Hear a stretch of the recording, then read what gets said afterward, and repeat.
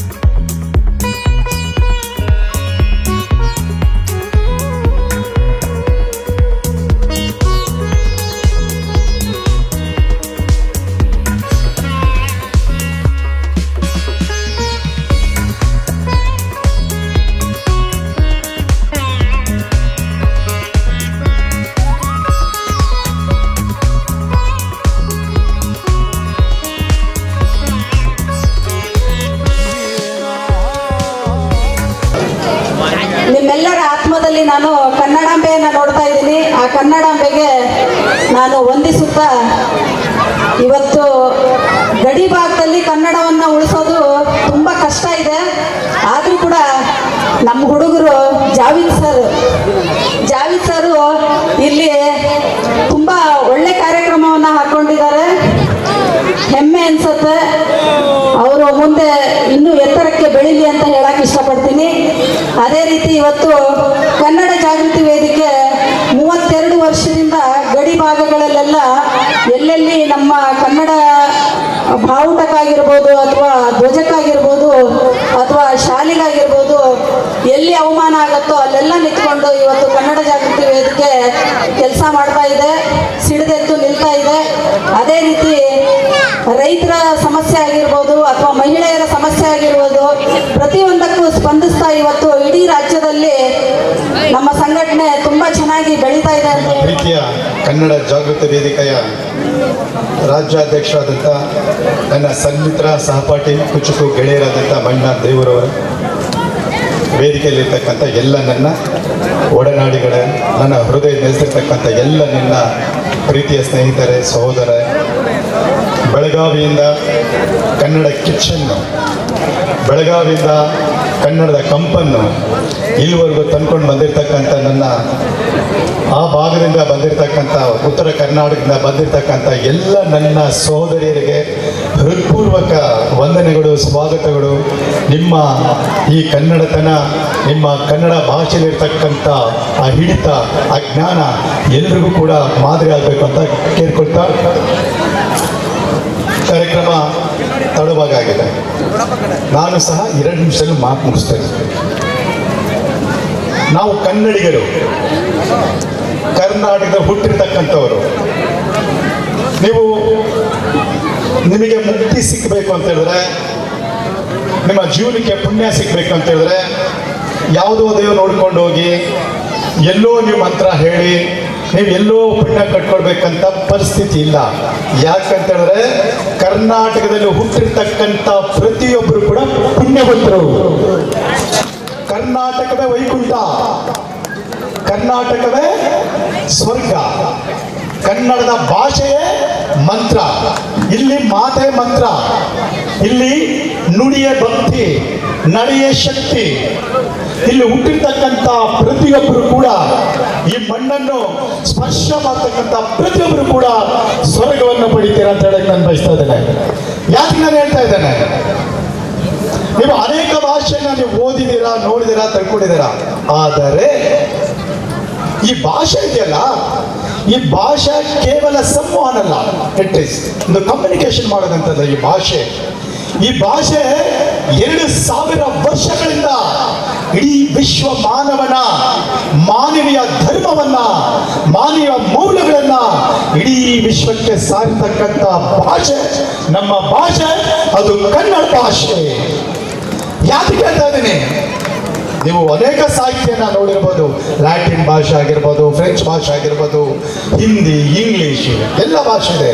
ಆದರೆ ಸರ್ವಕಾಲಕ್ಕೂ ಮಾನವೀಯ ಧರ್ಮಗಳನ್ನ ಸಾರ್ತಾ ಬಂದಿರತಕ್ಕಂಥ ಏಕೈಕ ಜಗತ್ತಿನ ಭಾಷೆ ಅದು ಕನ್ನಡ ಭಾಷೆ. ಯಾಕೆ ಹೇಳ್ತಾರೆ ಅಂದ್ರೆ, ನಮಗೆ 2ನೇ ಶತಮಾನದಲ್ಲಿ ರನ್ನ, ಪನ್ನ, ಜನ್ನ, ಲಘುಪತಿ, ಪಂಪ ಅವರೆಲ್ಲರೂ ಕೂಡ ಕಲೆ, ಸಾಹಿತ್ಯ, ಸಂಗೀತ, ಸಂಸ್ಕೃತಿ ಎಲ್ಲವನ್ನು ಬಿತ್ತೋದರ ಹೆಚ್ಚಾಗಿ ಅವ್ರು ಬಿತ್ತಿದ್ದೀರಿ. ಅಂದ್ರೆ ರನ್ನ ಹೇಳ್ತಾನೆ, ಮನುಜ ಮತ ವಿಶ್ವಪಥ, ಇಲ್ಲಿ ಮನುಷ್ಯನೇ ಹೆಚ್ಚು, 101 ದೇವರುಗಳ ನೂಕಾಚೆ ದೂರ, ಮನುಜ ಕುಲಕ್ಕೆ ನೀ ಬಾರೋ ಧೀರಿರ್ತಕ್ಕಂಥ ನನ್ನ ನೆಚ್ಚಿನ ನಾಡಿನ ನಮ್ಮೆಲ್ಲರ ಆದೈಸುವ ದೈವ ಕುವೆಂಪು ಅವರು ಇದೆ ಹೇಳ್ತಾರೆ. ಎಲ್ಲರಿಗೊಂದೇ ಭೂತಲವೆಂದು ಎಲ್ಲರಿಗೂ ಭಗವಂತನು ತಂದೆ, ಸರ್ವರಿಗೊಂದೇ ಸೂರ್ಯನ ಕಣ್ಣು, ವಿಧ ವಿಧ ಸಸ್ಯಕ್ಕೆ ಒಂದೇ ಮಣ್ಣು. ಇಡೀ ಕನ್ನಡ ಭಾಷೆಯಲ್ಲಿ ಬಂದಿರತಕ್ಕಂಥದ್ದೇ. ಗುಡಿ ಗೋಪುರ ಚರ್ಚುಗಳ ನೂಕಾಚೆ ದೂರ, ಮನುಷ್ಯ ಕುಲಕ್ಕೆ ನೀವಾರೋ ಧೀರ ಇರ್ತಕ್ಕಂಥ ಕುವೆಂಪು ಅವರ ಸಂದೇಶನೇ ಇಲ್ಲಿ ಮಂತ್ರ. ಅದಕ್ಕೆ ನಾನು ಹೇಳ್ತೀನಿ, ಇಲ್ಲಿ ಮಾತ್ರ ಮಂತ್ರ. ನೀವು ಎಲ್ಲೋ ದೇವಸ್ಥಾನದ ಮಂತ್ರ ಓದಬೇಕಾಗಿಲ್ಲ, ನೀವು ಮಾತಾಡದ ಮಂತ್ರ ನಿಮ್ಮ ನುಡಿಯ ಭಕ್ತಿ. ಯಾಕೆ ನಿಮ್ಮ ನುಡಿ ಭಕ್ತಿ? 12ನೇ ಶತಮಾನದಲ್ಲಿ ನೀವು ನೋಡಿರ್ಬೋದು, ಬಸವಣ್ಣನವರು, ಅಲ್ಲಮ್ಮ ಪ್ರಭುಗಳು, ಅಕ್ಕ ಮಹಾದೇವಿಯವರು, ಅವ್ರ ಮಾತೆ, ಅವ್ರ ನುಡಿ ಭಕ್ತಿ, ಮಾನವೀಯ ಮೌಲ್ಯಗಳನ್ನ, ಮಾನವನ ಹೇಗೆ ಬದುಕಬೇಕು, ಮಾನವನ ಉದ್ದೇಶ ಏನು, ಇಲ್ಲಿ ಮಾನವನ ಅರ್ಥ ಏನು ಕಟ್ಕೊಳ್ತಕ್ಕಂಥವ್ರು ನನ್ನ ತಂದೆ ಬಸವಣ್ಣನವರು. 12 ನಮಗೆ ಹೆಚ್ಚು ಕಡಿಮೆ ಒಂದು 20-25 ವರ್ಷದಿಂದಲೇ ಯಾವಾಗೂ ಏನೇ ಕೆಲಸ ಇರಲಿ, ಎಷ್ಟೊತ್ತನ ಇರಲಿ, ಬರೇ ಒಂದು ಫೋನ್ನಲ್ಲಿ ನನಗೆ ಬಂದು ಸಹಾಯ ಮಾಡಿದ್ದಾರೆ. ಆ ಋಣ ನಾವು ಯಾವ ತೀರ್ಸ್ಕೊಳಕ್ಕಾಗಲ್ಲ. ನಮ್ಮ ಊರ ಕೆಲಸ ಒಂದಿತ್ತು, ನಮ್ಮ ದೇವಣ್ಣ ಬಂದು ನಿಂತ್ಕೊಂಡು ಮಾಡಿದೆ. ಇನ್ನೊಂದು ಮೊನ್ನೆ ನಮ್ಮ ಮನೆದು ಒಂದು ಕೆಲಸ ಆಯಿತು, ವಿತಿನ್ 60 ಸೆಕೆಂಡ್ನಲ್ಲಿ ಒಂದೇ ಒಂದು ಫೋನ್ನಲ್ಲಿ ನನಗೆ ಬಂದು ಅಡ್ಡ ನಿಂತ್ಕೊಂಡ್ಬಿಟ್ಟು. ಇದೆಲ್ಲ ನಾವು ಮರೆಯೋಕ್ಕಾಗಲ್ಲ. ಇವತ್ತಿಂದ ನಾವು ನಮ್ಮ ದೇವನ ಪರವಾಗಿ ಏನು ಬೇಕಾಗಿ ಮಾಡೋಕ್ಕೆ ಸಿದ್ಧ ಇದ್ದೀರಿ. ನಾವು ನಮ್ಮ ಚೇರ್ಮನ್ ಅಫ್ಜಲ್ಲು, ನಮ್ಮ chairman X chairman Afsar Khan, ನಮ್ಮ ನಾರಾಯಣ ಸ್ವಾಮಿ ಅವರೆಲ್ಲ ಸೇರಿಕೊಂಡು ನಾವು ಇವಾಗ ನಿಮ್ಮ ಜೊತೆಗಿರೋಕ್ಕೆ ನಾವು ಸಿದ್ಧಗಿದ್ದೀವಿ. ಇನ್ನೊಂದು, ನಮ್ಮೂರಿನಲ್ಲಿ ಒಬ್ಬನು ಮಹಬೂಬ್ ಖಾನ್ ಅಂದ್ಬಿಟ್ಟು ಇದ್ರು, ಬಾಬು ಅಂಗಡಿ ಹಾಕ್ಕೊಂಡಿದ್ರು. ಅವರು ಒಂದು ಪಾಠ ಮಾಡಿದ್ದಾರೆ, ಅದರಲ್ಲಿ 4 ಸೆಕ್ಷನ್ನಲ್ಲಿ ಏನು ಈ ಒಂದು ಚಿಕ್ಕ ಒಂದು ಬೀಜ ಕನ್ನಡದ್ದು ಬೆಳೆದಿದ್ದೀರಾ. ಇದೇ ರೀತಿ ಇದು ಅತಿ ಬೆಲೆ ಕಲ್ಲಹಳ್ಳಿಗೆ ಸೀಮಿತವಾಗಿರಬಾರ್ದು. ಪ್ರತಿಯೊಂದು ಹಳ್ಳಿಯಲ್ಲೂ ಕೂಡ ಒಂದೊಂದು ಇದೇ ರೀತಿಯ ದೊಡ್ಡ ದೊಡ್ಡ ಒಂದು ಪ್ರೋಗ್ರಾಮ್ ನಡಿಬೇಕು. ಅದೇ ತರ ಜಾವೀದ್ ಅಂತವರು ಎಲ್ಲ ಜಾತಿ ಮತಗಳನ್ನ ಬಿಟ್ಟು ಕನ್ನಡ ಜಾಗೃತಿ ವೇದಿಕೆಗೋಸ್ಕರ ದೊಡ್ಡದಾಗಿ ಪ್ರೋಗ್ರಾಮ್ ಮಾಡಲಿ. ಇನ್ನು ಅತಿ ಹೆಚ್ಚಾಗಿ ಕನ್ನಡ ಜಾಗೃತಿ ವೇದಿಕೆ ಇಡೀ ಕರ್ನಾಟಕದಲ್ಲಿ ಈಗಾಗಲೇ ಎಲ್ಲ ಜಿಲ್ಲೆಗಳಲ್ಲಿದೆ. ಜಸ್ಟ್ ಮಂಗಳೂರು, ಶಿವಮೊಗ್ಗ, ಇನ್ನು ಒಂದು 2 ಜಿಲ್ಲೆಗಳು, ಅದು ಮುಗಿದ್ರೆ ಇಡೀ ಕರ್ನಾಟಕದಲ್ಲಿ ನಮ್ಮ ಕನ್ನಡ ಜಾಗೃತಿ ವೇದಿಕೆ ಇದೆ. ಇನ್ನು ದೊಡ್ಡದಾಗಿ ನಮ್ಮ ಜಾಗೃತಿ ವೇದಿಕೆ ಬೆಳಿಬೇಕು ಅಂದ್ರೆ ನಮ್ಮ ಜಾವೀದ್ ಅಂತವರು ಅತಿ ಹೆಚ್ಚು ಜನ ನಮ್ಮ ಕನ್ನಡದ ಬೀಜವನ್ನ ಪ್ರತಿ ಹಳ್ಳಿಯಲ್ಲೂ ಬಿತ್ತಿ ದೊಡ್ಡದಾಗಿ ನಮ್ಮ ಕನ್ನಡ ಜಾಗೃತಿ ವೇದಿಕೆ ಮುಂದೆ ತಗೊಂಡೋಗ್ಬೇಕು ಅಂತ ಕೇಳ್ಕೊಳ್ತೀನಿ. ಕನ್ನಡಿಗರ ಸಂಭ್ರಮ ಅಂತ ನಮ್ಮ ಜಾವೀದ್ ಖಾನ್ ಅವರು ತುಂಬಾ ಒಂದು ಹಡಿಗರ ಕಲ್ಲಾಳಿಯಲ್ಲಿ ತುಂಬಾ ಖುಷಿಯಾದಂತ ವರ್ಷ ಇಲ್ಲಿ ಒಂದು ಕಾರ್ಯಕ್ರಮ ನಡೆಸಿದ್ದಾರೆ. ಈ ಕಾರ್ಯಕ್ರಮಕ್ಕೆ ನಮ್ಗಿಂತ ಅತಿಥಿಗಳಿಗಿಂತ ಕನ್ನಡಿಗರ ಮನಸ್ಸುಗಳು ಮುಖ್ಯ. ಈ ಒಂದು ಕಾರ್ಯಕ್ರಮಕ್ಕೆ ನೀವೆಲ್ಲರೂ ಬಂದಿದ್ದೀರಾ. ನಿಮಗೂ ಸಹ ನಾನು ನಮಸ್ಕಾರಗಳನ್ನ ತಿಳಿಸ್ತಾ, ಇವತ್ತು ಏನು ಕಲ್ಲಳ್ಳಿನಲ್ಲಿ ನಾವು ಪ್ರತಿಯೊಂದು ನಮ್ಮ ಕನ್ನಡ ಜಾಗೃತಿ ವೇದಿಕೆ ಸತತ 35 ವರ್ಷಗಳಿಂದ ಅನೇಕ ಸಂಘಟನೆಗಳನ್ನ ಅನೇಕ ಕಾರ್ಯಕ್ರಮಗಳನ್ನ ಮಾಡ್ಕೊಂಡು ಬರ್ತಾ ಇದೆ. ಪ್ರತಿಯೊಂದು ಜಿಲ್ಲೆನಲ್ಲೂ 32 ಜಿಲ್ಲೆನಲ್ಲೂ ನಮ್ಮ ಕನ್ನಡ ಜಾಗೃತಿ ವೇದಿಕೆ ಸಂಘಟನೆ ಇದೆ. ಎಲ್ಲ ಕಡೆನೂ ಎಲ್ಲಿ ಅನ್ಯಾಯ ಆಗುತ್ತೆ, ಎಲ್ಲಿ ಜನರಿಗೆ ಕನ್ನಡಿಗರಿಗೆ ಎಲ್ಲಿ ಅನ್ಯಾಯ ಆಗುತ್ತೆ, ಅಲ್ಲಿ ನಮ್ಮ ಕನ್ನಡ ಜಾಗೃತಿ ವೇದಿಕೆ ಸಂಘಟನೆ ಎದ್ದಿ ನಿಲ್ತೈತೆ. ಪ್ರತಿಯೊಬ್ಬರಿಗೂ ನ್ಯಾಯ ಕೊಡಿಸೋದ್ರ ಮೂಲಕ ಪ್ರತಿಯೊಬ್ಬರಿಗೆ ಯಾವುದೇ ಹೆಣ್ಣು ಮಹಿಳೆಯರಿಗೆ ನಾವು ಮಹಿಳೆಯರಾಗಿ ನಾವೊಂದು ಕನ್ನಡ ಸಂಘಟನೆಯಲ್ಲಿ ಇದ್ದೀವಿ. ಪ್ರತಿಯೊಂದು ಮಹಿಳೆಯರಿಗೂ ಎಲ್ಲಿ ಅನ್ಯಾಯ ಆಗುತ್ತೋ ಅಂತ ಮಹಿಳೆಯರಿಗೂ ಸಹ ನಾವು ನ್ಯಾಯಗಳನ್ನ ಕೊಡಿಸ್ತಾ ಇದ್ದೀವಿ ನಮ್ಮ ಸಂಘಟನೆ ಮೂಲಕ. ಕನ್ನಡ ನಾಡಕ್ಕೆ ಕನ್ನಡವೇ ನಮ್ಮ ಉಸಿರು, ಕನ್ನಡವೇ ನಮ್ಮ ಜೀವ. ಈ ಕನ್ನಡ ಜಾಗೃತಿ ವೇದಿಕೆ ಒಂದು ಸಂಘಟನೆ ಕಾರ್ಯಕ್ರಮಕ್ಕೆ ಭಾಗವಹಿಸಿದ್ವಿ. ಹಾಗೆ ಏನು ಈ ರಾಜ್ಯದಲ್ಲಿ ನಮ್ಮ ದೇವಣ್ಣವರು ಈ ಸಂಘಟನೆಯನ್ನು ಒಂದು ಉನ್ನತ ಮಟ್ಟಕ್ಕೆ ತಗೊಂಡೋಗಿ ಬೆಳೆಸಬೇಕಂತ ನಮ್ಮ ಆಸೆ. ಹಾಗೆ ಏನು ಇವತ್ತು ಒಂದು ಚಿಕ್ಕದಾಗಿ ಒಂದು ಕಲ್ಲಲ್ಲಿ ಹಮ್ಮಿಕೊಂಡಿದ್ದಾರೆ. ಹಾಗೆ ಅವ್ರಿಗೂ ಆ ಯುವಕರಿಗೂ ಒಳ್ಳೆಯದಾಗಲಿ. ಕನ್ನಡ ಸಂಘಟನೆ ಮುಂದಿನ ದಿನಗಳಲ್ಲಿ ಒಂದು ಉನ್ನತ ಮಟ್ಟಕ್ಕೆ ಹೋಗೋದಂತೆಲ್ಲ ಕನ್ನಡ ನಾಡಕ್ಕೆ ಮತ್ತೊಮ್ಮೆ ಶುಭಾಶಯಗಳು ತಿಳಿಸ್ತೀನಿ. ಜೈ ಭುವನೇಶ್ವರಿ. ಇವತ್ತು ನಾನು ಮೊದಲನೇದಾಗಿ ಮುಸಲ್ಮಾನರಿಗೆ ನಾನು ಮೊದಲನೇದಾಗಿ ಶಿರವಾಗಿ ನಮಸ್ಕರಿಸ್ತೇನೆ. ಯಾಕಂತ ಹೇಳಿದ್ರೆ ಮುಸಲ್ಮಾನರು ದಿನನಿತ್ಯದ ಕಾಯಕದಲ್ಲಿ ಇರ್ತಾರೆ, ಅವರು ದಿನನಿತ್ಯದ ಒಂದು ಕೆಲಸಗಳಲ್ಲಿ ಇರ್ತಾರೆ. ಆದರೆ ನಾಡು ನುಡಿ ಜಲದ ಬಗ್ಗೆ ಇವತ್ತು ವಿಶ್ವಾಸ ಇಟ್ಟು ಇವತ್ತು ಕನ್ನಡಿಗರ ಸಂಭ್ರಮ ಮಾಡಿ ಇವತ್ತು ನಾಡು ನುಡಿ ಜಲಕ್ಕೋಸ್ಕರ ಅವರು ಬಂದು ಭಾಗವಹಿಸಿ ಅವರು ಬಂದಿದ್ದಾರಲ್ಲ, ಅವರಿಗೆ ಮೊದಲನೇದಾಗಿ ನಾನು ನಮಸ್ಕರಿಸುತ್ತಾ, ಯಾಕಂದರೆ ಕಾಲಾವಕಾಶ ಕಡಿಮೆ ಇರೋದ್ರಿಂದ ನಾನು ಒಂದು 2 ಮಾತುಗಳನ್ನು ಮಾತಾಡೋಕ್ಕೆ ಅವಕಾಶ ಕೊಟ್ಟಾಗ ಎಲ್ರಿಗೂ ಒಂದ್ಸಲ ನಾನು 2 ಮಾತು ಮುಗಿಸ್ತೇನೆ. ಜೈ ಭೀಮ್, ಜೈ ಕನ್ನಡ. ವಿಚಾರ ಅಂತ ಬಂದಾಗ ಒಂದು ಕನ್ನಡದ ಕಾರ್ಯಕ್ರಮ ಆರಂಭ ಆಗಿರ್ತಕ್ಕಂಥ ಒಂದು ಐತಿಹಾಸಿಕವಾದಂಥ ದಿನ. ಈ ಒಂದು ಐತಿಹಾಸಿಕವಾದಂಥ ಕ್ಷಣವನ್ನು ರೂಪಿಸಿದಂತಹ ಆನೇಕಲ್ ತಾಲೂಕು ಕನ್ನಡ ಜಾಗೃತಿ ವೇದಿಕೆ ಯುವ ಘಟಕದ ಉಪಾಧ್ಯಕ್ಷ ಆದಂಥ ನಮ್ಮ ಜಾವೀದ್ ಮತ್ತು ನದೀಮ್ ಮತ್ತು ಜಿಲ್ಲಾಧ್ಯಕ್ಷ ಆದಂಥ ನಮ್ಮ ಮಧು, ಭಾಳ ಮುಖ್ಯವಾಗಿ ಜಾವೀದು ನದೀಮ್ಗೆ ನಾನು ವೈಯಕ್ತಿಕವಾಗಿ ಅವ್ರನ್ನ ಅಭಿನಂದಿಸ್ತೇನೆ. ಈ ಒಂದು ಭಾಗದಲ್ಲಿ ಕನ್ನಡದ ಕಂಪನ್ನು ಮೂಡಿಸ್ತಕ್ಕಂಥ ಒಂದು ಕಾರ್ಯವನ್ನು ಮಾಡಿರ್ತಕ್ಕಂಥದ್ದು ಬಹಳ ಖುಷಿ. ಕನ್ನಡ ಜಾಗೃತಿ ವೇದಿಕೆಗೆ ಹಿಂದೆ ಬಹಳ ಇಲ್ಲಿನ ಈ ಗ್ರಾಮದಲ್ಲಿರ್ತಕ್ಕಂಥವ್ರು ಅನೇಕ ಜನ ಕನ್ನಡ ಜಾಗೃತಿ ವೇದಿಕೆ ಸೇರ್ಪಡೆ ಆಗಿದೆ. ಅದರಲ್ಲಿ ನಮ್ಮ ರಸೂಲ್ ಖಾನ್ ಇರ್ಬೋದು, ನಮ್ಮ ಮುಕ್ತಾರ್ ಆ್ಯಕ್ಚುಲಿ ಅವರು ಕನ್ನಡ ಜಾಗೃತಿ ವೇದಿಕೆಗೆ ರಾಜ್ಯ ಸಂಘಟನಾ ಕಾರ್ಯದರ್ಶಿ ಮಾಡಿದ್ದವರನ್ನ, ಹಿಂದೆನೇ ಸ್ಟೇಟ್ ಆರ್ಗನೈಸಿಂಗ್ ಸೆಕ್ರೆಟರಿ ಅವ್ರನ್ನ 15 ವರ್ಷದಿಂದನೇ ಮಾಡಿದ್ದೇನೆ. ಮತ್ತು ನಮ್ಮ ರಮೇಶ್ ಇರ್ಬೋದು, ಈ ಗ್ರಾಮದ ರಮೇಶ್ ಇರ್ಬೋದು, ಚೆಲುವ ಇರ್ಬೋದು, ನಮ್ಮ ರಸೂಲ್ ಖಾನ್ ಇರ್ಬೋದು, ಚಾಂದ್ ಪಾಷಾ ಅವ್ರು ಇರ್ಬೋದು, ಇವರೆಲ್ಲರೂ ಕೂಡ ನಮ್ಮ ಕನ್ನಡ ಜಾಗೃತಿ ವೇದಿಕೆಯಲ್ಲಿ ಇದ್ದಂಥವ್ರೆ. ಅನಿವಾರ್ಯ ಕಾರ್ಯಗಳಿಂದ ಅವ್ರು ಯಾರು ಸಕ್ರಿಯವಾಗಿ ತೊಡಸ್ಕೊಳ್ಳಿಲ್ಲ. ನಾನು ಈ ಭಾಗದಲ್ಲಿ ಈ ಭಾಗದಲ್ಲಿ ಈ ಮೈದಾನದಲ್ಲಿ ಹಿಂದೆ BSP ಪಕ್ಷದ ನಮ್ಮ ಬೀದರಲ್ಲಿ ಗೆದ್ದಂಥ ಜುಲ್ಫಿಕರ್ ರಶ್ಮಿ ಅಂತೇಳಿ ಒಬ್ಬ MLA ಇದೆ. ಅವ್ರು BSP ಪ್ರಚಾರಕ್ಕೆ ಬಂದಾಗ ನಾನು ಕೂಡ ಇಲ್ಲಿದ್ದೆ. ನಾನು ಕೂಡ ಮೊದಲನೇ ಭಾಷಣ ಅಲ್ಲಿ ಆ ಒಂದು ಪ್ರಚಾರದ ಸಂದರ್ಭದಲ್ಲಿ ಇಲ್ಲಿ ಮಾತಾಡಿದ್ದು ಒಂದು ನೆನಪು. ಅದಕ್ಕೂ ಹಿಂದೆ ಈ ಗ್ರಾಮಕ್ಕೂ ನಮಗೆ ಬಹಳ ನಿಕಟವಾದಂಥ ಸಂಪರ್ಕ. ಇಲ್ಲಿರ್ತಕ್ಕಂಥ ಅನೇಕ ಹಿರಿಯರು, ಅವ್ರು ಯಾರು ತುಂಬ ಜನ ಇಲ್ಲ. ಅನ್ಸರ್ ಅಣ್ಣ ಇರ್ಬೋದು, ಗೇಟ್ ಅಕ್ಬರ್ ಅಣ್ಣ ಇರ್ಬೋದು, ಸೈಡ್ ಅಕ್ಬರ್ ಅಣ್ಣ ಇರ್ಬೋದು, ನಮ್ಮ ಮೀಸೆ ಚಾಂದ್ ಪಾಷಾ ಅಣ್ಣ ಇರ್ಬೋದು, ಇನ್ನೊಬ್ಬ ಬುಲೆಟ್ ಚಾಂದ್ ಪಾಷಾ ಅವರು ಇರ್ಬೋದು.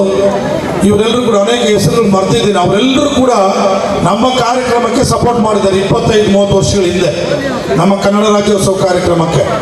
ಅವರೆಲ್ಲರೂ ಕೂಡ ಅಣ್ಣ ಇಲ್ಲಿದ್ರು ಬಂದಿಲ್ಲ, ಚಾಂದ್ ಪಾಷಾ ಅವರು ಜೊತೆಯಲ್ಲಿದ್ದರು, ಹೋಗ್ಬಿಟ್ಟಿದ್ದಾರೆ, ಮನೆಗೇನು ಹೋಗಿದ್ದಾರೆ. ಅವ್ರಿಗೂ ಕೂಡ ನಾನು ಧನ್ಯವಾದಗಳನ್ನು ಹೇಳ್ತೇನೆ. ಅವರ ಹಾದಿಯಲ್ಲಿ ಇವತ್ತು ನಮ್ಮ ಜಾವೇದ್ ಖಾನ್ ಇವತ್ತು ನಡೀತಾ ಇರ್ತಕ್ಕಂಥದ್ದು ಖುಷಿ.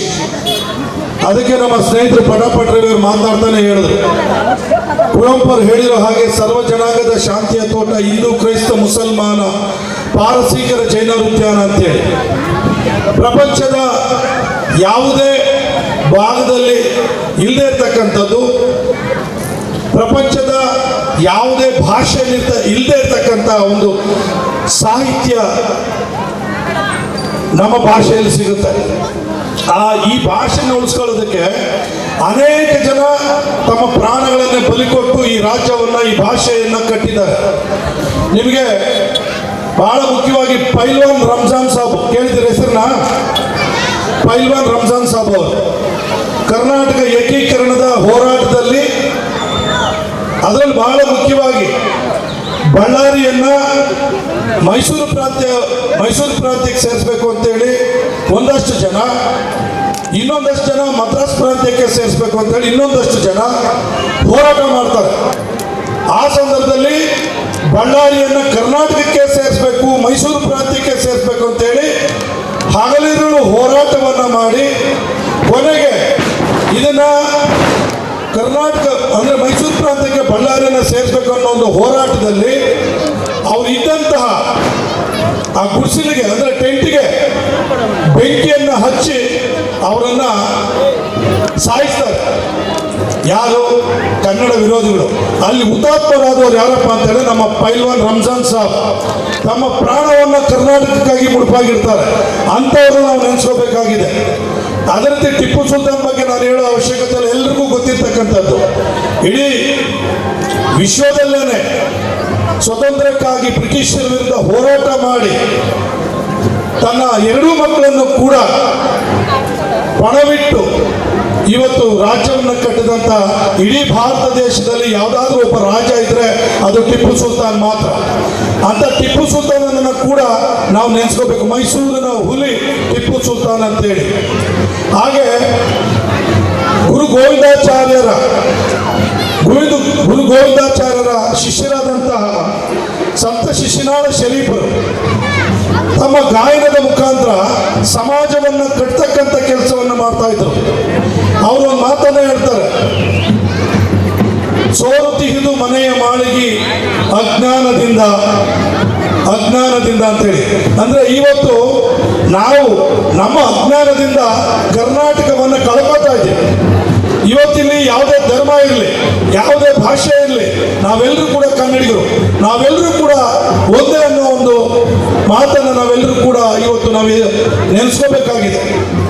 ಕನ್ನಡ ಜಾಗೃತಿ ವೇದಿಕೆ ಕಳೆದ 35 ವರ್ಷಗಳಿಂದ ನಿರಂತರವಾದಂಥ ಚಳವಳಿಯನ್ನು ಬೀದರಿಂದ ಚಾಮರಾಜನಗರ, ಮಂಗಳೂರಿಂದ ಕೋಲಾರದವರೆಗೂ ಅನೇಕ ಹೋರಾಟಗಳನ್ನು ಮಾಡ್ತಾ ಕೇವಲ ಕರ್ನಾಟಕದಲ್ಲಿ ಅಲ್ಲದೆ ಹೊರ ರಾಜ್ಯದಲ್ಲಿ, ಅದು ಹೈದರಾಬಾದ್ ಇರ್ಬೋದು, ಈ ಕಡೆ ಚೆನ್ನೈ ಇರ್ಬೋದು, ಈ ಕಡೆ ಈರೋಡ್ ಇರ್ಬೋದು, ಸೇಲಂ ಇರ್ಬೋದು, ಕೃಷ್ಣಗಿರಿ ಇರ್ಬೋದು, ಈ ಎಲ್ಲ ಭಾಗಗಳಲ್ಲೂ ಕೂಡ ಹೋರಾಟಗಳನ್ನು ಮಾಡಿ ಡೆಲ್ಲಿಯ ಜಂತರ್ ಮಂತರಲ್ಲೂ ಕೂಡ ಹೋರಾಟವನ್ನು ಮಾಡಿರ್ತಕ್ಕಂಥ ಒಂದು ಹೆಗ್ಗಳಿಕೆ, ಒಂದು ಕೀರ್ತಿ ಇರ್ತಕ್ಕಂಥದ್ದು ಕನ್ನಡ ಜಾಗೃತಿ ವೇದಿಕೆ.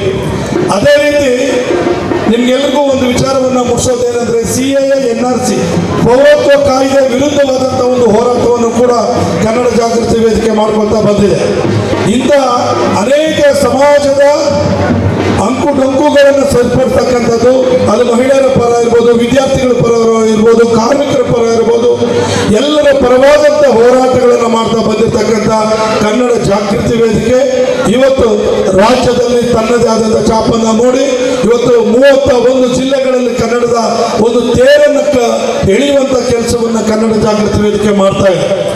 ಹಾಗಾಗಿ ಇವತ್ತು ಇಡೀ ರಾಜ್ಯದಲ್ಲಿ ತಮಿಳುನಾಡಲ್ಲಿರ್ತಕ್ಕಂತಹ ಕನ್ನಡಿಗರಿಗನ್ನ ತೊಂದರೆ ಆಗ್ತಾ ಇದ್ದಂಥ ಸಂದರ್ಭದಲ್ಲಿ ನಿಮಗೆ ಗೊತ್ತಿರ್ಬೋದು, ತಮಿಳುನಾಡಿನಿಂದ ಬಂದಂಥ MK ಸ್ಟಾಲಿನ್ ಮೊನ್ನೆ ಮುಖ್ಯಮಂತ್ರಿ ಆಗಿದ್ರು, ಅದಕ್ಕಿಂತ ಉಪಮುಖ್ಯಮಂತ್ರಿ ಆಗಿದ್ರು. ಆ ಸಂದರ್ಭದಲ್ಲಿ ಅವ್ರು ಬಂದಂಥ ಬೆಂಗಳೂರಿಗೆ ಬಂದು ಬೆಂಗಳೂರು ಮಾರ್ಗವಾಗಿ ಹೊಸೂರಿಗೆ ಹೋಗುವಂಥ ಸಂದರ್ಭದಲ್ಲಿ 11 ಗಂಟೆ ರಾತ್ರಿಯಲ್ಲಿ ಅವರನ್ನು ಅತ್ತಿಬೆಲೆ ಟೋಲ್ ಹತ್ರ ಅಡ್ಡಿಗಟ್ಟಿ ತಮಿಳುನಾಡಲ್ಲಿರ್ತಕ್ಕಂಥ ಕನ್ನಡಿಗರಿಗೆ ಏನಾದರೂ ತೊಂದರೆ ಕೊಟ್ಟರೆ ಕರ್ನಾಟಕದಲ್ಲಿರ್ತಕ್ಕಂಥ ತಮಿಳರನ್ನ ಸುಮ್ಮನೆ ಬಿಡೋದಿಲ್ಲ ಅಂತೇಳಿ ಎಚ್ಚರಿಕೆ ಕೊಟ್ಟಂಥ ಕಡಿಮೆ ಆಗುತ್ತೆ. ಭಾಷೆ ಪ್ರತಿಯೊಬ್ಬರಿಗೂ ಕೂಡ ಅವ್ರ ಭಾಷೆ ಮೇಲೆ ಅಭಿಮಾನ ಇದ್ದೇ ಇರುತ್ತೆ. ಆದರೆ ನಾವು ಹುಟ್ಟಿ ಬೆಳೆದಿರ್ತಕ್ಕಂಥ ಈ ನಾಡಿನಲ್ಲಿ ಈ ನಾಡ ಭಾಷೆ, ಈ ರಾಜ್ಯ ಭಾಷೆ, ಸರ್ಕಾರದ ಆಡಳಿತ ಭಾಷೆಯನ್ನು ನಾವು ಕಾಪಾಡ್ತಕ್ಕಂಥದ್ದು. ನಾವು ಎಲ್ಲಿದ್ದೀವಿ, ಯಾವ ರಾಜ್ಯದಲ್ಲಿದ್ದೀವಿ ಅನ್ನೋದನ್ನು ನಾವು ನೆನಪು ಮಾಡ್ಕೋಬೇಕಾಗ್ತದೆ. ಆ ರಾಜ್ಯದ ಉಪ್ಪನ್ನು ತಿಂದಿದ್ದೀವಿ, ಆ ರಾಜ್ಯದ ಅನ್ನವನ್ನು ತಿಂತಾ ಇದ್ದೀವಿ. ಆ ರಾಜ್ಯಕ್ಕೆ ಋಣಿಯಾಗಿರ್ತಕ್ಕಂಥ ಋಣ ತೀರ್ತಕ್ಕಂಥ ಕೆಲಸವನ್ನು ನಾವು ಮಾಡಬೇಕಾಗ್ತದೆ. ಇವತ್ತು ಹೊರ ರಾಜ್ಯದಿಂದ ಅನೇಕ ಜನ ಬಂದು ನಮ್ಮ ಯುವಕರ ಉದ್ಯೋಗವನ್ನು, ನಮ್ಮ ಉದ್ಯೋಗವನ್ನು ಕಿತ್ಕೊಳ್ತಾ ಇದ್ದಾರೆ. ಇವತ್ತು ಇದೇ ಸರ್ಜಾಪುರ ಹೋಬಳಿ ಭಾಗದಲ್ಲಿ ಅನೇಕ ಕಂಪನಿಗಳು ಬಂದಿದ್ದಾವೆ. ಇವತ್ತು ಆನೇಕಲ್ ತಾಲೂಕಲ್ಲಿ ಬಹು ದೊಡ್ಡದಾಗಿ ಬೆಳೀತಾ ಇರ್ತಕ್ಕಂಥದ್ದು ವ್ಯಾಪಾರೀಕರಣ ಇರ್ಬೋದು ಅಥವಾ ವಾಣಿಜ್ಯೋದ್ಯಮದ ವಿಚಾರ ಇರ್ಬೋದು, ಎಲ್ಲದರಲ್ಲೂ ಕೂಡ ಸರ್ಜಾಪುರ ಹೋಬಳಿ ಬಹಳ ದೊಡ್ಡ ಮಟ್ಟದಲ್ಲಿ ಬೆಳೀತಾ ಇದೆ. ಅದೇ ರೀತಿ ಬೇರೆ ರಾಜ್ಯದವರು ಕೂಡ ಅಷ್ಟೇ ಜನ ಇಲ್ಲಿ ಬಂದು ನೆಲೆಸ್ತಾ ಇದ್ದಾರೆ. ನಮ್ಮ ಉದ್ಯೋಗಗಳನ್ನು ಕಿತ್ಕೊಳ್ತಾ ಇದ್ದಾರೆ, ನಮ್ಮ ಅನ್ನವನ್ನು ಕಿತ್ಕೊಳ್ತಾ ಇದ್ದಾರೆ, ನಮ್ಮ ಕೆಲಸವನ್ನು ಕಿತ್ಕೊಳ್ತಾ ಇದ್ದಾರೆ. ಇವತ್ತು ನೀವು ಎಲ್ಲೇ ಹೋಗಿ ಒಂದು ಸಲೂನ್ ಶಾಪಿಂದ ಹಿಡ್ಕೊಂಡು, ಒಂದು ಹೋಟ್ಲಿಂದ ಹಿಡ್ಕೊಂಡು, ಒಂದು ಮಾಲಿಂದ ಹಿಡ್ಕೊಂಡು, ಒಂದು ಅಂಗಡಿಯಿಂದ ಹಿಡ್ಕೊಂಡು ಪ್ರತಿಯೊಬ್ಬರು ಬೇರೆ ರಾಜ್ಯದಿಂದ ಬಂದಿದ್ದಾರೆ. ನಮ್ಮ ಜಾಗವನ್ನು ಕಸ್ಕೊತಾ ಇದ್ದಾರೆ. ಇವತ್ತು ಸರ್ಜಾಪುರ ಹೋಬಳಿನಲ್ಲಿ ಇದೇ ನಮ್ಮ ಸರ್ಕಾರ KHK ಹೆಸರಲ್ಲಿ ಸಾವಿರಾರು ಎಕರೆ ಭೂಮಿಯನ್ನು ಕಿತ್ಕೊಂಡಿದ್ದಾರೆ, ರೈತರ ಭೂಮಿಯನ್ನು. ಇವತ್ತು ನಮ್ಮ ರೈತರ ಭೂಮಿಯನ್ನು, ಬಂಗಾರ ಬೆಳೀತಾ ಇದ್ದಂಥ ರೈತರ ಭೂಮಿಯನ್ನು ಸರ್ಕಾರಗಳು ಕಿತ್ಕೊಂಡಿದ್ದಾವೆ. ಎಲ್ಲಿಂದ ಬಂದಂಥವರು ಮರಾಠಿಗಳು, ಮಾರ್ವಾಡಿಗಳು, ಗುಜರಾತಿಗಳು, ತಮಿಳರು, ತೆಲುಗರು ನಮ್ಮ ಅಸ್ತಿತ್ವವನ್ನು ಇವತ್ತು ಅಲುಗಾಡಿಸ್ತಾ ಇದ್ದಾರೆ. ಇದರ ವಿರುದ್ಧವಾಗಿ ನಾವು ಹೋರಾಟವನ್ನು ಮಾಡಬೇಕಾಗ್ತದೆ. ಹಾಗಾಗಿ ನಾವೆಲ್ಲರೂ ಕೂಡ ಎಲ್ಲಿವರೆಗೂ ಒಗ್ಗಟ್ಟಾಗಲ್ಲ, ಎಲ್ಲಿವರೆಗೂ ನನಗೋದಕ್ಕೆ ಸಂಬಂಧ ಇಲ್ಲ, ಅದು ಭಾಷೆ ಬೇರೆ, ನಾವು ಬೇರೆ, ನಮ್ಮದೇ ಯಾವುದೋ ಭಾಷೆ ಅಂತೇಳಿ, ನಿಮ್ಮ ಭಾಷೆ ಯಾವುದೇ ಇರಲಿ, ಕನ್ನಡ ಅಥವಾ ಈ ರಾಜ್ಯ ಭಾಷೆ ಕನ್ನಡ, ನಿಮ್ಮದು ಮಲಯಾಳಿ ಇರಲಿ, ತಮಿಳು ಇರಲಿ, ಅಥವಾ ಏನೇ ನಿಮ್ಮ ಮನೆ ಭಾಷೆ, ನಿಮ್ಮ ಮಾತೃಭಾಷೆ ಏನಿರಲಿ, ಅದು ನಿಮ್ಮ ಮನೆಯಲ್ಲಿ ಮಾತಾಡ್ಕೊಳ್ಳಿ. ಆಚೆ ಬಂದಾಗ ದಯಮಾಡಿ ಕನ್ನಡವನ್ನೇ ಮಾತಾಡಿ. ಈ ರಾಜ್ಯದಲ್ಲಿ ನೀವು ಕನ್ನಡವನ್ನೇ ಮಾತಾಡಬೇಕು. ಕನ್ನಡ ಮಾತಾಡಿದಾಗ ಮಾತ್ರ ನೀವು ಈ ಮಣ್ಣಿಗೆ ಋಣವನ್ನು ತೀರಿಸ್ತಕ್ಕಂಥ ಕೆಲಸವನ್ನು ಮಾಡಿದ್ದೀರಿ ಅಂತೇಳಿ ಅಂತ ಅನಿಸುತ್ತೆ. ಹಾಗಾಗಿ ನೀವೆಲ್ಲರೂ ಕೂಡ ಇಷ್ಟೊತ್ತು ಕೂಡ ನೀವು ಈ ಒಂದು ಸಂದರ್ಭದಲ್ಲಿ ನೀವೆಲ್ಲರೂ ಕೂಡ ಕಾದು ಕುಳಿತು ನಮ್ಮ ಕಾರ್ಯಕ್ರಮವನ್ನು ನೋಡಿ ನಮ್ಮ ಜಾಬೀತು ಮತ್ತು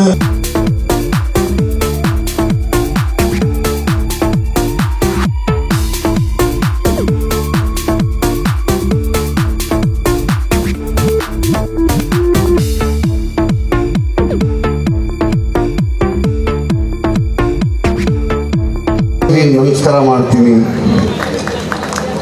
ಆಮೇಲೆ ನನಗೆ ಕರೆದು ಇಲ್ಲಿ ಗೌರವ ಕೊಡ್ತಾ ಇದ್ದೀರಾ, ಅದು ನನಗೆ ಭಾಳ ಹೆಮ್ಮೆ ಆಗ್ತಾ ಇದೆ. ನನಗೆ ಇಷ್ಟು ಪ್ರೀತಿ ನನ್ನ ಮೇಲೆ ಇಟ್ಕೊಂಡಿದ್ದೀರಂತ ನನಗೆ ಏನು ಗೊತ್ತಿರಲಿಲ್ಲ. ಆದರೆ ನಾನು ರೆಡಿಯಾಗಿ ಕ್ಲೀನಾಗಿ ಬರ್ತಾಯಿದ್ದೆ. ನಾನೇನೋ ಒಂದು ಚಿಕ್ಕದೊಂದು ಕಾರ್ಯಕ್ರಮ ಅಂತ ಹೇಳ್ಬಿಟ್ಟು ನಾನು ಬಂದೆ. ಇದೆಲ್ಲ ಇಷ್ಟೆಲ್ಲ ಪ್ಲ್ಯಾನಿಂಗ್ ಮಾಡಿದ್ದಾರೆ ಅಂತ ನನಗೇನು ಐಡಿಯಾ ಇರಲಿಲ್ಲ. ನಾನು ಏನೋ ಒಂದು ಚಿಕ್ಕದ ಪ್ರೋಗ್ರಾಮ್ ಇದೆ, ಬಂದು ಹೋಗಿ ಅಂತ ಹೇಳಿದ್ರು, ಅದರಿಂದ ನಾನು ಬಂದೆ. ಆದರೆ ನನಗೇನು ಪ್ಲ್ಯಾನಿಂಗ್ ಇರಲಿಲ್ಲ. ದಯವಿಟ್ಟು ಕ್ಷಮಿಸಬೇಕು. ನೀವೆಲ್ಲ ನನಗೆ ಎಷ್ಟು ಪ್ರೀತಿ ಮಾಡ್ತೀರಿ ಅಂತ ಹೇಳ್ಬಿಟ್ಟು ಗೊತ್ತಿರಲಿಲ್ಲ. ನೀವು ಎಲ್ಲ ಸೇರಿ ನನಗೆ ಇಷ್ಟು ಗೌರವ ಕೊಡ್ತಾ ಇದ್ದೀರಾ. ನಾನು ನಿಮ್ಮ ಋಣಗಾರ, ನಾನು ನಿಮ್ಮ ಸಾಲಗಾರ. ನಾನಿಲ್ಲಿ MLC ಎಲೆಕ್ಷನಲ್ಲಿ ಬಂದಿದ್ದೆ. MLC ಎಲೆಕ್ಷನಲ್ಲಿ ಬಂದು ಕಾಂಗ್ರೆಸ್ ಪಾರ್ಟಿಯಿಂದ 108 ವೋಟಿಂದ ನಾನು ಸೋತೋದೆ. ನಿಮಗೆಲ್ಲರಿಗೂ ನನಗೆ ಇನ್ನೊಂದು ಸಲ ನಿಮಗೆಲ್ಲ ನನ್ನ ಸಾಲಗಾರ, ನೀವೆಲ್ಲ ನಿಮ್ಮ ಋಣದಲ್ಲಿ ಇದ್ದೀನಿ. ಈ ಋಣ ನನ್ನ ಅವಕಾಶ ಸಿಕ್ಕಿದ್ರೆ ಈ ಋಣವನ್ನು ನಾನು ತೀರ್ಸೋಕ್ಕೆ ಇಷ್ಟಪಡ್ತೀನಿ. ಜೈ ಹಿಂದ್, ನಮಸ್ಕಾರ. ಜೈ ಹಿಂದ್, ಜೈ ಕರ್ನಾಟಕ. ಅದ್ಭುತವಾಗಿ ನಡೆಸ್ಕೊಡ್ತಾ ಇದ್ದಾರೆ ನಮ್ಮ ಜಾವೀದ್ ಅವರು ಮತ್ತು ನದೀಮ್ ಅವರು. ತುಂಬ ಖುಷಿ ಆಗ್ತಾ ಇದೆ ಈ ಒಂದು ಕಾರ್ಯಕ್ರಮದಲ್ಲಿ ನನ್ನ ಕರೆಸೋದಕ್ಕೆ. ಈ ಒಂದು ಸಮಯದಲ್ಲಿ ನಮ್ಮ ರಾಷ್ಟ್ರಕವಿಯಾದಂಥ ಕುವೆಂಪು ಅವರ ಒಂದು ಮಾತು ಅದನ್ನು ಹೇಳ್ಬಿಟ್ಟು ನಾನು ಮುಗಿಸ್ತಾ ಇದ್ದೀನಿ. ಎಂತಾದರವರು ಎಲ್ಲಾದರವರು ಎಂದೆಂದಿಗೂ ನೀ ಕನ್ನಡವಾಗಿರುವಂಥ ಮಾತೊಂದಿಗೆ, ಹಾಗೆ ನಮ್ಮ ರಾಜ್ಯಾಧ್ಯಕ್ಷರಾದಂಥ ಕೆ ಮಂಜುನಾಥನ್ ಅವರಿಗೆ ತುಂಬ ಹೃದಯಪೂರ್ವಕ ಧನ್ಯವಾದಗಳು ಸರ್ ಕರೆದಿದ್ದಕ್ಕೆ. ಹಾಗೆ ನಮ್ಮ ಕಾರ್ಯದರ್ಶಿ ಮಾರ್ಗದರ್ಶಿ ಆದಂತಹ ಪಟಾಪಟ್ ರವಿ ಸರ್, ಹಾಗೆ ನಮ್ಮ ಸೋನಿ ಅವರು, ತುಂಬ ಜನ ಗಣ್ಯರಿದ್ದಾರೆ. ಎಲ್ಲರ ತುಂಬ ಖುಷಿ ಆಗ್ತಾ ಇದೆ. ಥ್ಯಾಂಕ್ ಯು, ಧನ್ಯವಾದಗಳು.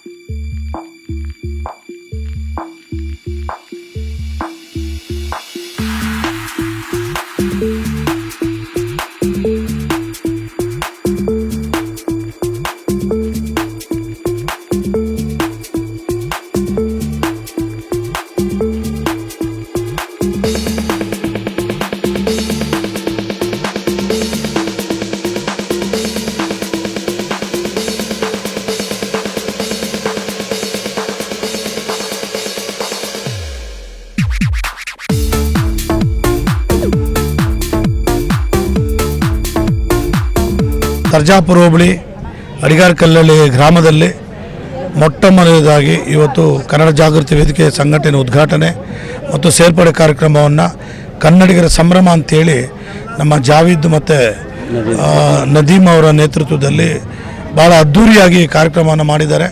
ಇದೊಂದು ಐತಿಹಾಸಿಕವಾದಂಥ ದಿನ. ಯಾಕೆಂದರೆ ಇಲ್ಲಿ ಈ ಭಾಗದಲ್ಲಿ ಅಂದರೆ ಸರ್ಜಾಪುರ ಹೋಬಳಿನಲ್ಲಿ ಮೊಟ್ಟ ಮೊದಲ ಬಾರಿಗೆ ಇಷ್ಟು ದೊಡ್ಡ ಮಟ್ಟದಲ್ಲಿ ಕನ್ನಡ ಜಾಗೃತಿ ವೇದಿಕೆ ಶಾಖೆಯನ್ನು ಮಾಡಿರ್ತಕ್ಕಂಥದ್ದು. ಅದು ತಮಿಳುನಾಡು ಗಡಿಗೆ ಹೊಂದಿಕೊಂಡಿರ್ತಕ್ಕಂಥ ಈ ಗ್ರಾಮ.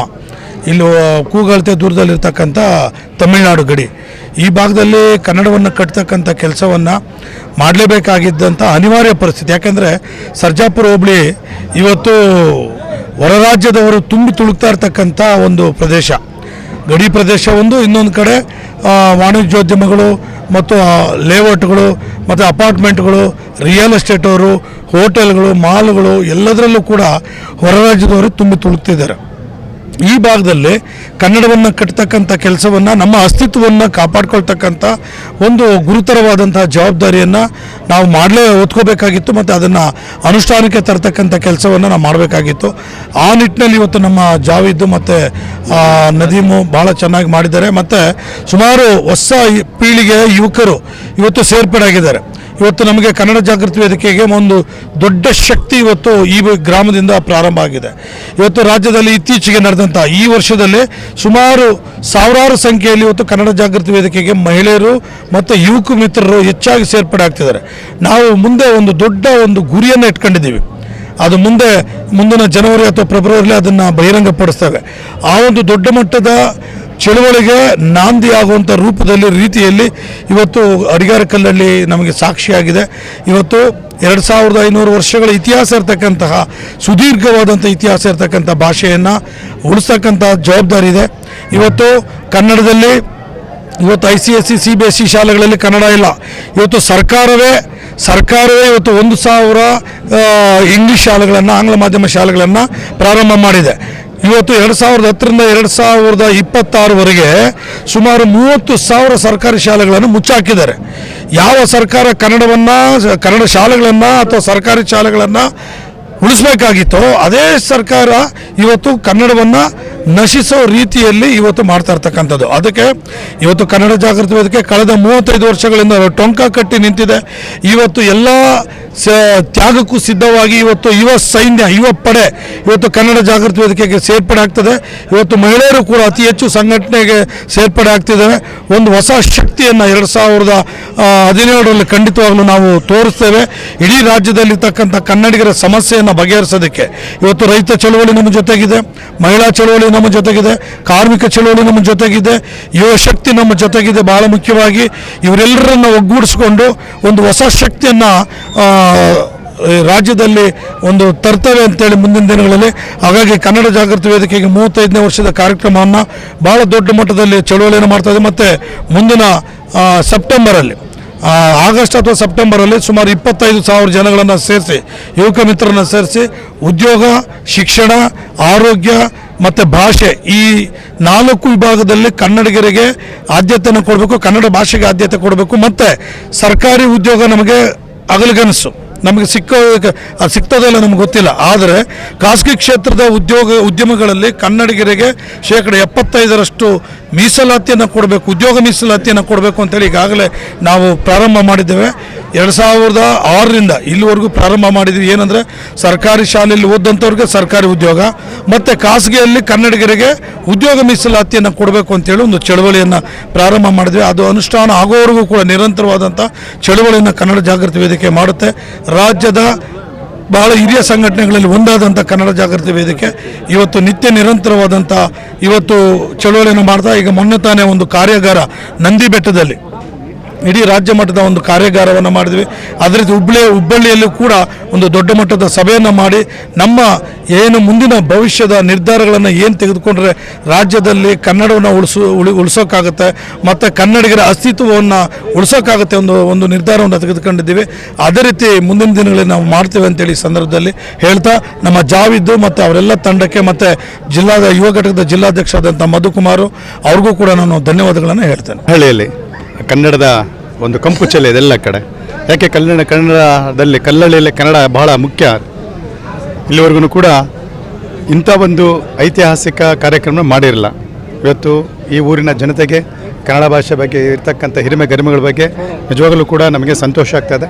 ಈ ನಿಟ್ಟಿನಲ್ಲಿ ಕನ್ನಡ ಜಾಗೃತಿ ವೇದಿಕೆಯ ನಾಯಕರಾದಂಥ ನಮ್ಮ ಜಾವಿದ್ದು, ಮಧು, ಆಮೇಲೆ ಅವರೆಲ್ಲರೂ ಸಂಘಟಕರು ಕೂಡಿ ಅಂತ ಅದ್ಭುತವಾದ ಕಾರ್ಯಕ್ರಮ ಮಾಡಿದ್ದಾರೆ. ಈ ಕನ್ನಡದ ಪ್ರಜ್ಞೆ, ಈ ಕನ್ನಡದ ಜಾಗೃತಿ ಇಡೀ ಕರ್ನಾಟಕಕ್ಕೆ ಎಲ್ಲ ಕೂಡ ಪಸರಿಸ್ತೆ ಅಂತ ಕೇಳ್ಕೊಳ್ಳುತ್ತಾ, ಇವತ್ತು ಏನು ನಮ್ಮ ರಾಜ್ಯಾಧ್ಯಕ್ಷರು ಮಾತಾಡಿದ್ರು ಆ ನಿಟ್ಟಿನಲ್ಲಿ ಈಗಾಗಲೇ ಹೊಸ ನೂತನವಾಗಿ ಈ ನಾಡಿನ ಮುಖ್ಯಮಂತ್ರಿ ಆಗಿರ್ತಕ್ಕಂಥ ಸನ್ಮಾನ್ಯ DK ಶಿವಕುಮಾರ್ ಅವರು ಕನ್ನಡದ ಕ್ರೀಡೆಗಳನ್ನು ಮತ್ತು ಕನ್ನಡದ ಕಲೆಗಳನ್ನು, ಕನ್ನಡಗಳ ಎಲ್ಲ ರೀತಿಯ ಸಾಹಿತ್ಯನ ಪೋಷಿಸುವ ನಿಟ್ಟಿನಲ್ಲಿ ಒಂದು ಮಹತ್ತರವಾದಂಥ ಒಂದು ನಿರ್ಧಾರವನ್ನು ಕೈಗೊಂಡಿದ್ದಾರೆ. ಅದಕ್ಕೆ ನಾವು ಕನ್ನಡಿಗರಾಗಿ ಸ್ವಾಗತ ಕೋರ್ತೇನೆ. ಅದು ಯಾವ ರೀತಿ ಅಂತ ಹೇಳಿದ್ರೆ, ಭಾರತ್ ಜೋಡೋ ಸಂಘಟನೆಯ ನಿಟ್ಟಿನಲ್ಲಿ ಪ್ರತಿ ಪಂಚಾಯತಿಗೆ 10 ಲಕ್ಷ ರೂಪಾಯಿಗಳನ್ನು ಅಲ್ಲಿನ ಕ್ರೀಡೆ ಮತ್ತು ಅಲ್ಲಿನ ಕಲೆ ಮತ್ತು ಅಲ್ಲಿನ ಸಾಹಿತ್ಯನ ಪೋಷಿಸುವ ನಿಟ್ಟಿನಲ್ಲಿ ಕನ್ನಡತನವನ್ನು ಬೆಳೆಸ್ತೀವಿ ಅಂತ ಹೇಳಿದರೆ ಅದಕ್ಕೆ ಸ್ವಾಗತ ಕೊಡ್ತೇನೆ. ಸನ್ಮಾನ್ಯ ಮುಖ್ಯಮಂತ್ರಿಗಳು ನಾನು ಕೇಳೋದು ಬಯಸೋದೇನೆ ಅಂತ ಹೇಳಿದ್ರೆ, ತಮ್ಮ ಆಲೋಚನೆ ಏನಿದೆ, ತಮ್ಮ ಚಿಂತನೆ ಏನಿದೆ ಭಾಳ ಸ್ವಾಗತ. ಆದರೆ ಇವತ್ತು ಕಲೆಗಳನ್ನು ಮತ್ತು ಕ್ರೀಡೆಗಳನ್ನ ಆಡಿಸೋದಕ್ಕೆ ಮೈದಾನ ಇಲ್ಲ. ಇದು ನಮ್ಮ ಹೋರಾಟ ಇದೆ. ದಯವಿಟ್ಟು ಇವತ್ತು ಏನು ಆನೇಕಲ್ ತಾಲೂಕು ಶಾಸಕರಿದ್ದಾರೆ, ನಾನು ನೇರವಾಗಿ ಶಾಸಕರಿಗೆ ಹೇಳಿ ಬರ್ತಾ ಇದ್ದೇನೆ, ಭಾಳ ಫಲಪ್ರದವಾಗುವಂಥ ಮಾತನ್ನು ಮಾನ್ಯ ಮುಖ್ಯಮಂತ್ರಿಗಳು ಹೇಳಿದ್ದಾರೆ. ಈ ನಿಟ್ಟಿನಲ್ಲಿ ಸರ್ಕಾರ ವಿಶೇಷವಾಗಿ ಶಾಸಕರು ಎಚ್ಚೆತ್ತುಕೊಳ್ಬೇಕಾಗಿದೆ. ಯಾಕಂತೇಳಿದ್ರೆ 10 ಲಕ್ಷ ಹಣ ಕೊಟ್ಟಾದಮೇಲೆ ಎಲ್ಲಿ ಅದನ್ನು ನೀವು ವಿನಿಯೋಗಿಸೋಕ್ಕಾಗುತ್ತೆ. ಅದು ಹಿಂದೆ ನೋಡಿದಾಗ, ನೀವು 20 ವರ್ಷಗಳ ಹಿಂದೆ ನೋಡಿದಾಗ ಪ್ರತಿಯೊಂದು ಹಳ್ಳಿಯಲ್ಲಿ ಒಂದು ಗರಡಿ ಮನೆ ಇತ್ತು, ಮತ್ತು ಭಜನೆ ಮನೆ ಇತ್ತು, ಮತ್ತು ಧ್ಯಾನ ಮಂದಿರಗಳಿತ್ತು. ನಾವು ಇವತ್ತು ಅದನ್ನೇ ಹೇಳ್ತಾ ಇದ್ದೇವೆ, ನಾವು ಸ್ವಾಗತಿಸ್ತಾ ಇದ್ದೇವೆ. ಮನೆ ಶಾಸಕರೇ, ನಾನು ನೇರವಾಗಿ ತಮ್ಮನ್ನ ಗಮನ ಸೆಳೆಯುವ ನಿಟ್ಟಿನಲ್ಲಿ ಕೇಳ್ತೀನಿ. ಏನು ಮುಖ್ಯಮಂತ್ರಿಗಳು ಹೇಳಿದ್ದಾರೆ 10 ಲಕ್ಷವನ್ನು ತೆಗೆದುಕೊಂಡು ನೀವು ಕ್ರೀಡೆಯನ್ನು ಪೋಷಿಸಬೇಕು, ಆ ನಿಟ್ಟಿನಲ್ಲಿ ನಾವೇನು ಇತ್ತೀಚೆಗೆ ಬೇಡಿಕೆ ಇಟ್ಟಿದ್ದೀವಿ ಅದರ ಪೂರಕವಾಗಿ ದಯವಿಟ್ಟು ಎಚ್ಚೆತ್ಕೊಳ್ಳಿ. ಹೋಬಳಿಗೆ 10 ಎಕರೆ ಮೈದಾನ ಕೊಡುವ ಮುಖಾಂತರ ಕನ್ನಡಿಗರ ಕ್ರೀಡೆಗಳನ್ನು, ಕನ್ನಡಿಗರ ಸಾಹಿತ್ಯವನ್ನು, ಕನ್ನಡ ಕಲೆಯನ್ನು ಪೋಷಿಸಬೇಕು.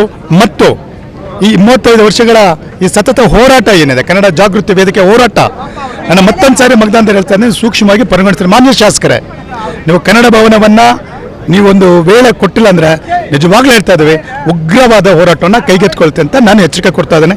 ಕಾರ್ಯಕ್ರಮಕ್ಕೆ ಎಲ್ಲ ರೀತಿಯಲ್ಲಿ ದುಡಿದಂಥ ಪರೀಕ್ಷೆ ದುಡ್ಡು ಎಲ್ಲರಿಗೂ ಹೊಂದಿಸ್ತಾ ನನ್ನ ಮಾತು ಮುಗಿಸ್ತಾನೆ. ಜೈ ಕರ್ನಾಟಕ, ಜೈ ಭೀಮ್. ಈ ದಿನ ನಮ್ಮ ಅಡಿಗರಕಳ್ಳಿಯಲ್ಲಿ ಒಂದು ಕನ್ನಡ ಜಾಗೃತಿ ವೇದಿಕೆಯ ಒಂದು ಸಂಘಟನೆಯನ್ನು ಉದ್ಘಾಟನೆ ಮಾಡಿ ಒಂದು ಅನೇಕ ಯುವಕರು ಒಂದು ಸೇರ್ಪಡೆ ಕಾರ್ಯಕ್ರಮ ಇತ್ತು. ಈ ಕನ್ನಡ ನಾಡಿನಲ್ಲಿ ಕನ್ನಡ ಜಾಗೃತಿ ವೇದಿಕೆ ಒಂದು ಉನ್ನತ ಮಟ್ಟಕ್ಕೆ ಹೋಗಲಿ. ಈ ಸಂಘಟನೆಯಿಂದ ಕರ್ನಾಟಕ ಮೂಲೆ ಮೂಲೆಯಲ್ಲಿ ಒಂದು ಸಂಘಟನೆ ಓಪನ್ ಮಾಡಿ ಒಂದು ರಾಜ್ಯದಲ್ಲಿ ಒಂದು ದೊಡ್ಡ ಮಟ್ಟದಲ್ಲಿ ಈ ಸಂಘಟನೆ ಬೆಳೀಲಿ ಅಂತ ಹೇಳ್ತಾ, ಕನ್ನಡ ನಮ್ಮ ಉಸಿರು, ಕನ್ನಡ ನಮ್ಮ ದೇಹ ಅಂತ ಹೇಳ್ತಾ ಜೈ ಕರ್ನಾಟಕ ಮಾತೆ. ಜಾಗೃತಿ ವೇದಿಕೆಯ ರಾಜ್ಯ ಪ್ರಧಾನ ಕಾರ್ಯದರ್ಶಿಯಾಗಿ ಕಾರ್ಯನಿರ್ವಹಿಸ್ತಾ ಇದ್ದೀನಿ. ಕವಿತಾ ಎಸ್ ಪೇಟೆಮಠ್ ಅಂತ ನನ್ನ ಹೆಸರು.